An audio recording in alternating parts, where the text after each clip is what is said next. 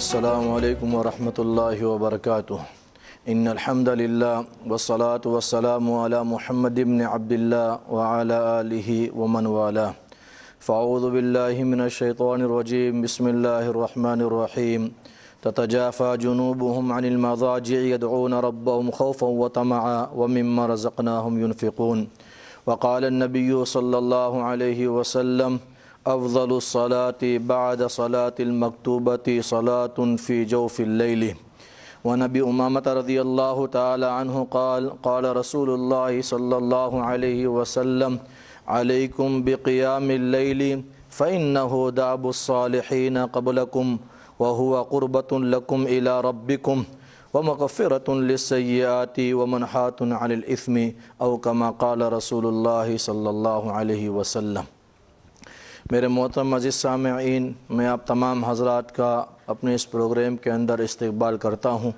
اللہ تبارک و تعالیٰ آپ تمام حضرات کو جزائے خیر نصیب فرماوے، اور اللہ تبارک و تعالیٰ آپ تمام کے روزوں کو اور جو کچھ ہم نے اس ماہ مبارک کے اندر ان دنوں میں کیا ہے، اللہ تبارک و تعالیٰ اپنے بارگاہ الہی میں قبول فرماوے، اور جس طریقے سے اس کا حق تھا، جو بھی کچھ کمی کوتاہی روزوں کے اندر تراویح کے اندر اللہ معاف فرمائے، اور جو ایام باقی ہے، روزے باقی ہے، اللہ اس کی قدر کرنے کی توفیق نصیب فرماوے۔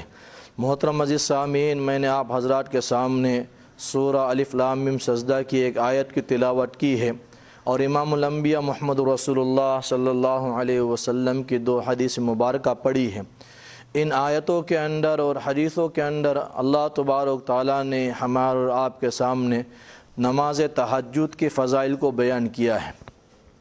نماز تہجد روایت کے اندر آتا ہے کہ 5 نماز فرض ہونے سے پہلے، سفر معراج کے واقعہ سے پہلے جو ہے تہجد کے نماز اس امت کے اوپر فرض تھا۔ تو جب 5 نمازیں فرض ہو چکی تو اللہ تبارک و تعالیٰ نے اس کی فرضیت کو ختم فرما کر اس کو نفل کے اندر شامل کر دیا، اور حضور علیہ الصلوۃ والسلام کا فرمان کہ افضل الصلاۃ بعد الفریضۃ، 5 فرض نمازوں کے بعد اللہ تبارک و تعالیٰ کے نزدیک اگر کوئی نماز سب سے زیادہ محبوب ہے، سب سے زیادہ پسند ہے، وہ تہجد کی نماز ہے۔ اور تہجد کی نماز جو ہے عشاء کے نماز کے بعد سے لے کر رات کے جو ہے فجر کے نماز تک پڑھی جا سکتی ہے۔ اس کے تہجد کے جو الفاظ ہے، لفظ ہے، اس کے 2 معنی ہیں۔ ایک تو نیند کو مؤخر کرنا، سو کر اٹھنا، یا جو ہے سونے کے معنی میں بھی آتا ہے اور جاگنے کے معنی میں بھی آتا ہے۔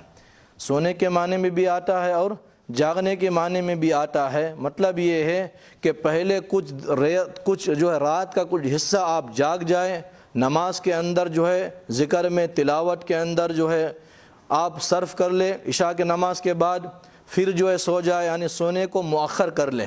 اور دوسرا یہ مطلب ہے کہ رات کے عشاء کے نماز کے بعد آپ جلد سو جاوے اور رات کے آخری حصہ کے اندر آپ اٹھ کر جو ہے تہجد کی نماز پڑھیں۔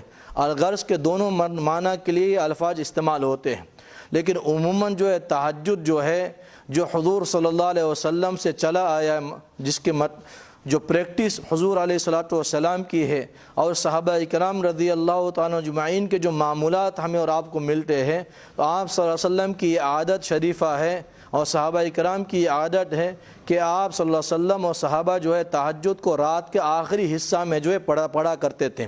اسی وجہ سے حدیث پاک کے اندر حضرت ابو ہریرہ رضی اللہ تعالیٰ عنہ فرماتے ہیں کہ قال رسول اللہ صلی اللہ علیہ وسلم: ينزل ربنا تبارک و تعالی کل لیلۃ الی السماء الدنیا، کہ آپ صلی اللہ علیہ وسلم رات کے حین یبقى ثلث اللیل الآخر، جب رات کے آخری 1/3 باقی رہتا ہے تو اللہ تبارک و تعالیٰ آسمان دنیا پر نزول فرماتے ہیں۔ جیسے ہم نے شب قدر کے بارے میں سنا، شب برات کے بارے میں سنا کہ جیسے ہی سورج غروب ہوتا ہے، سن سیٹ سے لے کر فجر تک اللہ تبارک و تعالیٰ آسمان دنیا پر نزول فرماتے ہیں۔ وہ نزول کیسا ہوگا اللہ ہی بہتر جانتے ہیں۔ بعض نے اس کا مطلب بیان کیا کہ اللہ کی رحمتوں کا نزول ہوتا ہے، اللہ کی مغفرت کا نزول ہوتا ہے۔ بہرحال آپ صلی اللہ علیہ وسلم نے فرمایا کہ اللہ تبارک و تعالیٰ رات کے آخری 1/3، ہمارے یہاں جو ہے رات شروع ہوتا ہے سورج غروب ہونے سے، سن سیٹ سے رات شروع ہوتا ہے، اور رات کے جو آخری حصہ ہے وہ فجر کے طلوع تک ہے، کہ جتنا بجے فجر کے ٹائم شروع ہوئے ہیں یہ حصہ رات ہے۔ اب اس کے 1/3 کب رہی کہ جتنا بجے سن سیٹ ہوئے ہیں وہ ٹائم سے لے کر فجر کے طلوع تک جتنا آورز ہے اس کے ڈیوائڈ بائی 3 کر دو تو لاسٹ 1/3 یہ فجر تہجد کے اصل وقت ہے، اور سب سے بہترین وقت تہجد کے یہ ہے۔ اگر کوئی آدمی رات کے آخری حصہ میں نہیں اٹھ سکتا ہے تو رات کو سونے سے پہلے جو تہجد کی نیت سے پڑھ لے تو اللہ بھی اسے وہ ثواب عطا فرمائے گا۔ تو فرمایا کہ رات کے آخری حصے کے اندر اللہ تبارک و تعالیٰ آسمان دنیا پر نزول فرماتے ہیں اور یہ پکارتے ہیں وَيَدْعُونِ کہ یقولو مَن يَدْعُونِ فَأَسْتَجِیبُ لَهُ کہ کون ہے جو مجھ سے دعا کرنے والا ہے جس کی دعا میں قبول کروں، کون ہے استغفار کرنے والا ہے جس کو میں بخش دوں، کون ہے جو مجھ سے سوال کرنے والا ہے جس کے سوال کو میں پورا کروں۔ تو تہجد کے بارے میں فرمایا حدیث پاک کے اندر کہ جو ہے یہ تمام نمازوں کے اندر فرائض کے بعد اللہ تبارک و تعالیٰ کے نزدیک سب سے محبوب ترین نماز ہے، سب سے محبوب ترین عمل ہے اللہ تبارک و تعالیٰ کے نزدیک، اور اللہ تک پہنچنے کا سب سے آسان راستہ ہے۔ اور ابھی رمضان المبارک کا مہینہ ہے، ہم سحری کے لیے سارے لوگ اٹھتے ہیں، تو کم از کم جو ہے ہم کچھ وقت جو ہے سحری کرنے سے پہلے تھوڑا سا جلد اٹھ جائے تاکہ اس کے اندر ہم نمازوں کا اہتمام کریں، تہجد کا اہتمام کریں۔ ایک حدیث پاک کے اندر آپ صلی اللہ علیہ وسلم نے تہجد سے متعلق 4 فضیلت ذکر فرمائی ہے۔ آپ نے فرمایا علیکم بقیام اللیل کہ تہجد کو اپنے اوپر لازمی سمجھ لو، تہجد پڑھنے کو اپنے اوپر لازمی سمجھ لو۔ کیوں کہ فَإِنَّهُ دَابُ الصَّالِحِينَ قَبْلَكُمْ کہ یہ نیک لوگوں کا راستہ ہے، نیک لوگوں کا طریقہ ہے کہ جتنے بھی دنیا میں نیک لوگ بنے ہیں، اولیاء اللہ بنے ہیں، اللہ کے محبوب بنے ہیں، وہ تہجد ہی کے راستے سے بنے ہیں۔ تو تم بھی تہجد کے اہتمام کر لو، تم بھی اللہ کے نزدیک نیک لوگ شمار کیے جاؤ گے، اللہ کے محبوب بن جاؤ گے۔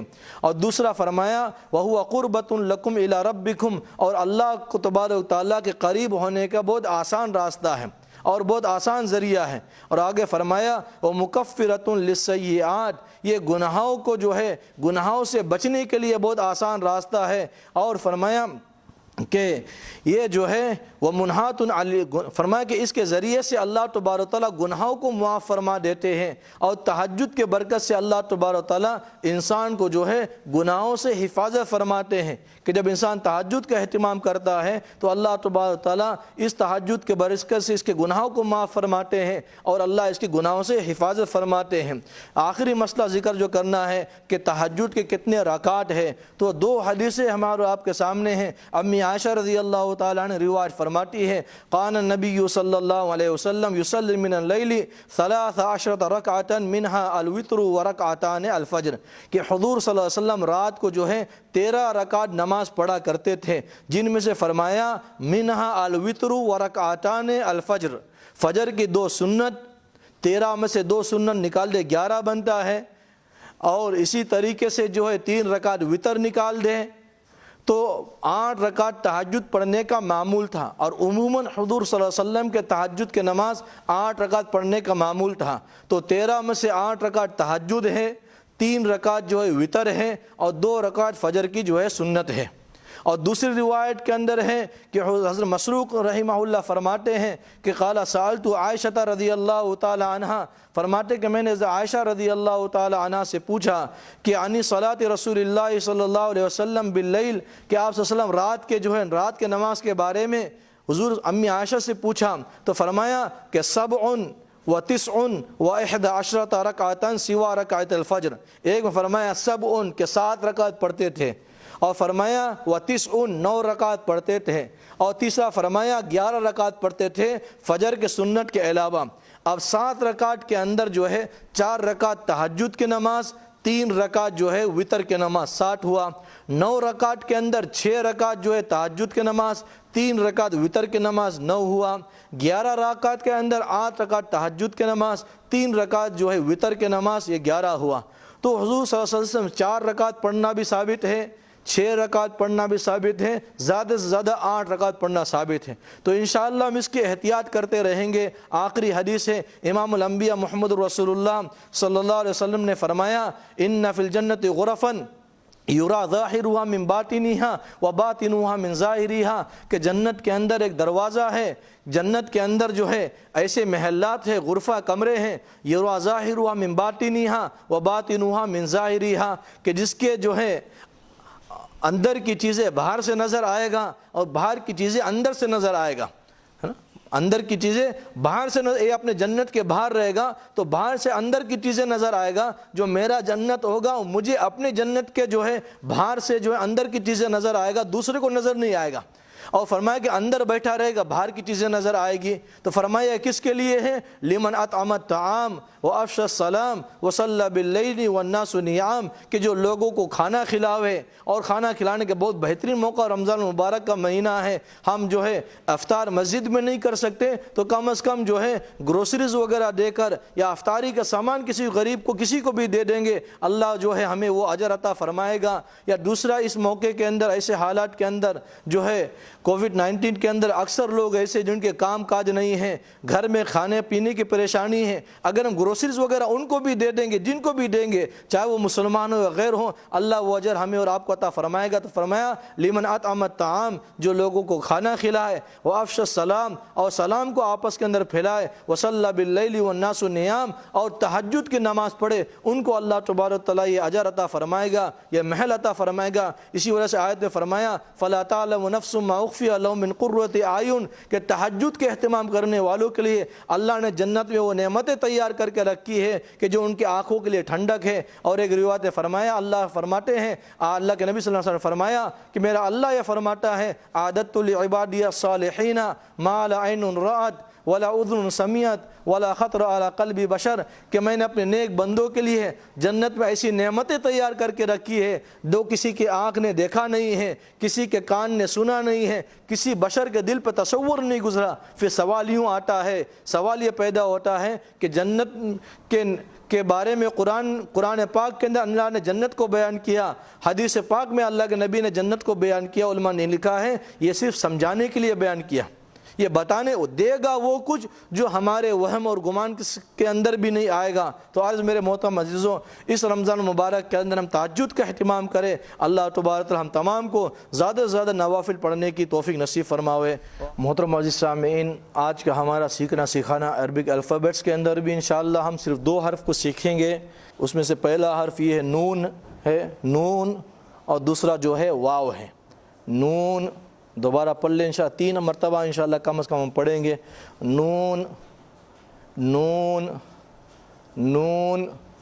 دوسرا واو، واو، واو کے اندر ہونٹ ذرا سے گول ہوگا، واو، واو. تو انشاءاللہ اس طریقے سے اگر ہم روزانہ جو ہے پابندی کے ساتھ وقت نکالیں گے جو ہے قرآن سیکھنے کے اندر، تو میرے عزیزو ایک نہ ایک دن ہم قرآن پڑھنے والے بنیں گے. تو دنیا کے اندر کوئی بھی چیز ایک دن میں نہیں آتا ہے، انشاءاللہ آہستہ آہستہ سیکھتے رہیں گے. اگر ایک حرف سیکھتے سیکھتے بھی مر گئے اور نیت ہمارا قرآن پاک پڑھنے کا ہوگا تو اللہ تبارک تعالیٰ ہمارے نیت کے اعتبار سے کل قیامت کی ہمارے ساتھ معاملہ فرمائے گا. اللہ تبارک تعالیٰ ہم تمام کو جو ہے روزوں کو قبول فرماوے اور عبادات کو قبول فرماوے، اور اللہ تبارک تعالیٰ تمام حضرات کو جزائے خیر نصیب فرماوے. وآخر دعوانا الحمدللہ رب العالمین. انشاءاللہ ہم ابھی سارے مل کر دعا کر لیں گے، پھر اس کے بعد جو وقت بچے گا اس کے اندر افطاری کی تیاری، اور جب تک افطاری کے وقت ہے انشاءاللہ اس وقت تک جو ہے دعا وغیرہ کے اندر اور ذکر کے اندر انشاءاللہ اہتمام کریں. درود شریف پڑھیں. اللهم صل على سيدنا ومولانا محمد وعلى آل سيدنا ومولانا محمد كما صليت على إبراهيم وعلى آل إبراهيم إنك حميد مجيد. اللهم بارك على محمد وعلى آل محمد كما باركت على إبراهيم وعلى آل إبراهيم إنك حميد مجيد. يا أول الأولين ويا آخر الآخرين يا ذا القوة المتين وراحم المساكين. یا اللہ ہم سارے اپنے گناہوں کا اقرار کرتے ہیں، مولا تجھ سے معافی مانگتے ہیں. اے اللہ تو ہمیں معاف فرما دے. بے شک یا اللہ ہم خطاوار ہیں، یا اللہ ہم تیرے مجرم ہیں. یا اللہ تو ہمیں معاف فرما دے. مولا جب تک زندگی دے ایمان پر اعمال صالحہ پر باقی رہنے کی توفیق نصیب فرما. یا اللہ خاتمہ بالخیر فرما، ایمان پر موت نصیب فرما. موت کے وقت ہر ایک کے زبان پر کلمہ لا الہ الا اللہ محمد رسول اللہ جاری فرما. یا اللہ بری موت سے بغیر توبہ کے مرنے سے یا اللہ ہماری حفاظت فرما. یا اللہ ہم تیرا شکر ادا کرتے ہیں مولا تیرا فضل ہے، تو نے احسان کیا کہ رمضان المبارک کا مہینہ عطا فرمایا ہے۔ یا اللہ ہمارے روزے کو، ہمارے تراویح کو قبول فرما، جو کچھ عبادتیں ہم نے کی ہے یا اللہ اسے قبول فرما، کمی کوتاہی کو یا اللہ معاف فرما، جو ایام باقی ہے اللہ اسی قدر کی توفیق نصیب فرما۔ یا اللہ تیرے جتنے بھی وعدے روزے دار کے ساتھ ہے، افطار کے ساتھ ہے، یا اللہ افطار کرانے کے ساتھ ہے، ان تمام وعدے کو ہمیں نصیب فرما۔ یا اللہ ہمارے مسلمانوں کے اندر آپس میں پیار محبت جوڑ اتفاق پیدا فرما۔ یا اللہ ہمارے اس ملک کی حفاظت فرما، یہاں کے رہنے والوں کی حفاظت فرما۔ یا اللہ آپس کے اندر پیار محبت جوڑ اتفاق پیدا فرما، نفرتوں سے، غیبتوں سے، برائیوں سے اللہ حفاظت فرما۔ یا اللہ ہمارے دعاؤں کو اپنے فضل و کرم سے جناب نبی کریم صلی اللہ علیہ وسلم کے صدقے توفیل میں قبول فرما۔ جزا اللہ عنا سیدنا و مولانا محمد صلی اللہ علیہ وسلم ما هو اہلہ۔ سبحان ربک رب العزت عما یصفون وسلام علی المرسلین والحمد للہ رب العالمین۔